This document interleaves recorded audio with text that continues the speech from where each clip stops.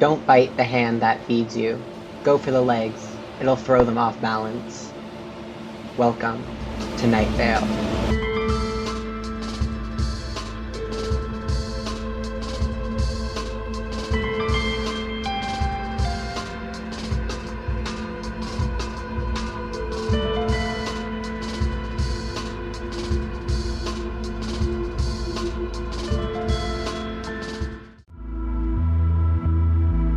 Welcome to Night Vale is a podcast started in 2012 and aired twice a month ever since, and still airs to this day.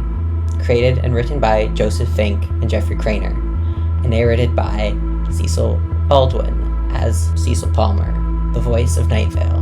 The podcast is formatted like a radio show for the small desert town of Night Vale, where strange occurrences are the norm.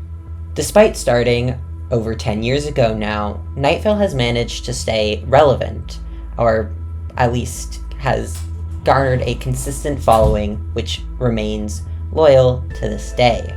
And they are still doing tours. I myself went to the one that occurred last year. And though it is nowhere near as popular as it was back in its heyday, it certainly still has a large following who are willing to listen to every new episode, go to the tours, buy the merch, etc. If there wasn't still this fandom, the show probably wouldn't still be continuing. But it is.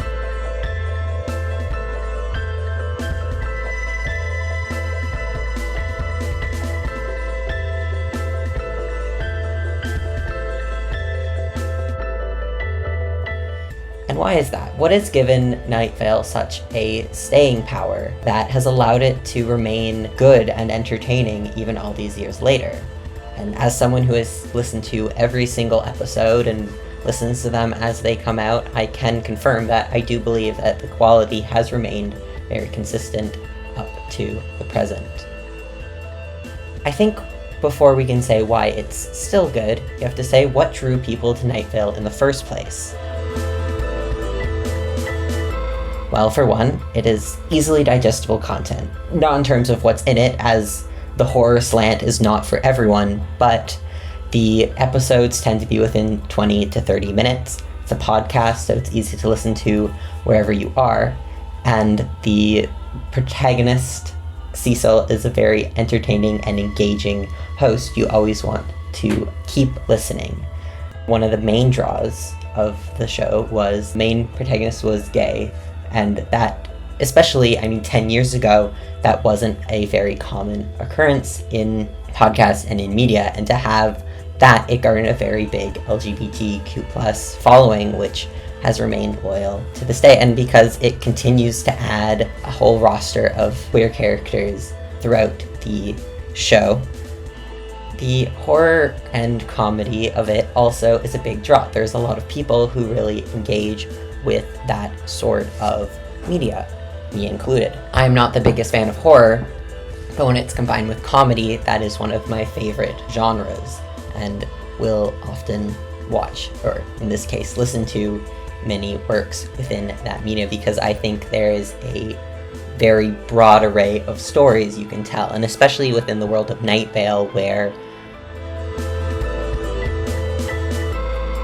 the surreal and the bizarre is normal, and you can really do anything with the story because of how strange and outlandish things have been.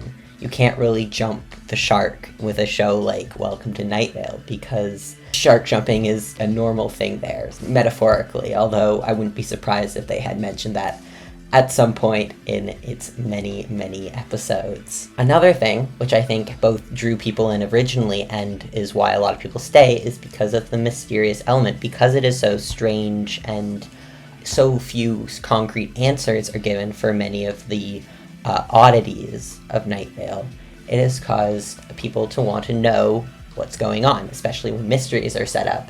And even in this most recent span of episodes, more a mystery is kind of leading towards being solved, or more answers or questions are hinted at coming relatively soon. And because of that, people are going to want to keep watching, because they know that perhaps they will get answers, or they just want to know more about the mystery and mysterious world that has been established in Night Vale.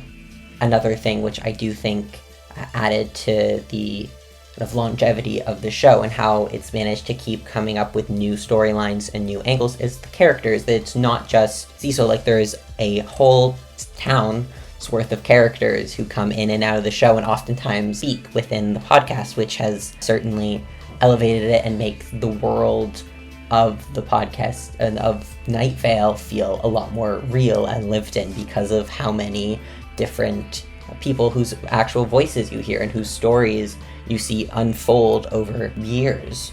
And I think that's one of the benefits of just narrative podcasts in general that Night Vale really utilizes well, is just having its format that is really well established, the way each episode is set up with the little opening talk, the stories, the different segments that you can expect, and what you can learn to expect for each episode. As time goes on, you can obviously use that established formula and subvert it to make things strange.